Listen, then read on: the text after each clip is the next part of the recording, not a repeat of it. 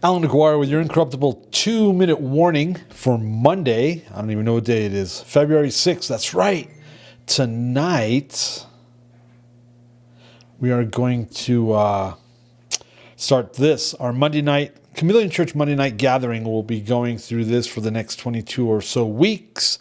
I have a lot. So Friday, I had a major pilot error on Friday. And I didn't even realize it until I was watching the playback, and I couldn't understand what all that background noise was. I couldn't understand why my voice sounded weird. I couldn't understand why there was so much humming, all this noise. And then I realized that I hadn't. It was my audio, obviously, and that I hadn't. What you were hearing was audio from the actual MacBook, the computer mic. And that I had not routed my audio interface, so I wasn't going through the mic, and so you were hearing, and it was horrible. So anyway, I did that for about an hour, but the content is absolutely spot on. The content was, and it's a great primer for what we're going to start doing tonight on Monday nights for the next 22 plus weeks, 6 p.m. Central. You'll be able to find it on the Chameleon Church Facebook, the Chameleon Church YouTube, and the This Thing is Spiritual Facebook page. It'll be simulcast on all three. We're going through a few of the chapters in this book regarding discernment, spiritual gifts, prophecy, the prophetic, what constitutes a real prophet, what constitutes a false prophet, all that stuff. Okay, so that's starting tonight. Hey, don't forget to like, share, all that groovy stuff that you're supposed to be doing when social media. But man, this First John, we're reading out of the Complete Jewish Bible. We're in First John. We're calling it Sound Doctrine, Obedience, Love. Beginning week 2 today, and we have already read things that are It's John. It's the beloved disciple. This is the guy that didn't die. He was sent to Patmos. He got the revelation on the island of Patmos. This is the beloved disciple. This is like Jesus divided his 12 disciples into 4 tiers, kind of like the seasons. We're supposed to have 4 seasons, 3 months each, right?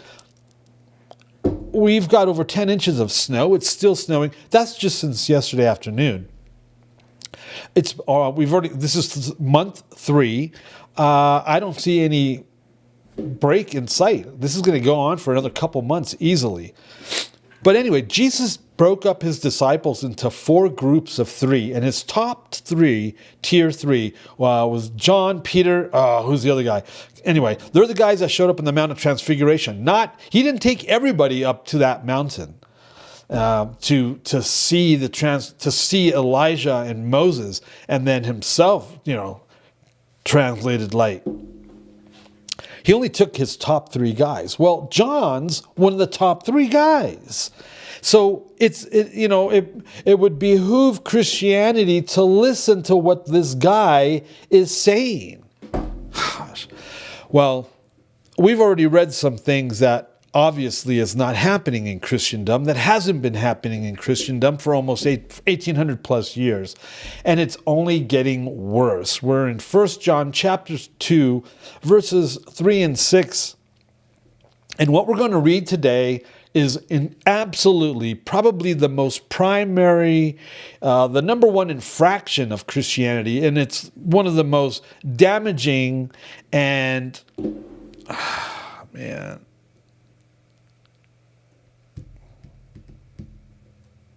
incriminating pieces of information, instruction that we have in the Bible that Christianity has completely ignored and literally makes excuses for why what John is saying isn't applicable to them.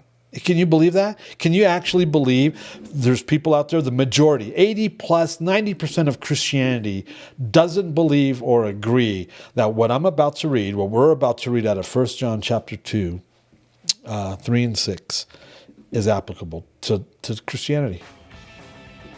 The way we can be sure we know him is if we are obeying his commands. You can't say you're obeying his commands if you don't, 1, know what his commands are. 2, believe that we are no longer under the law.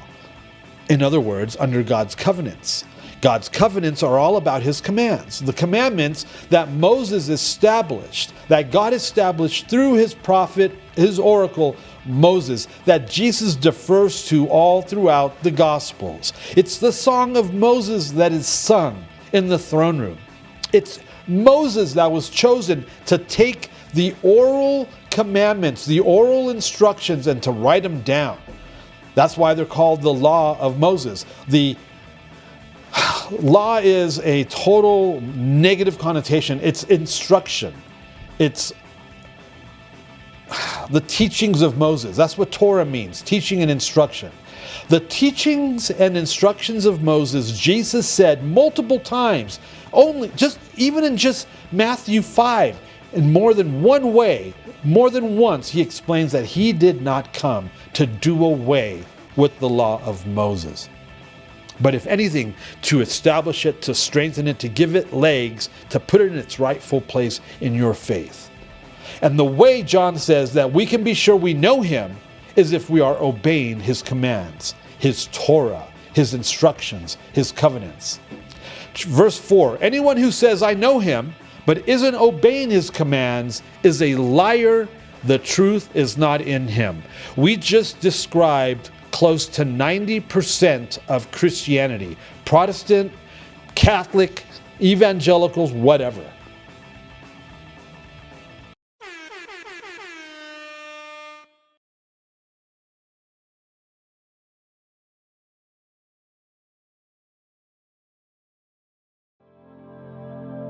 The views and opinions expressed during our broadcasts are solely those of the broadcast producers, hosts, and/or guests, etc., and are not necessarily the views or opinions of the Travelog Network, its sponsors, or affiliates.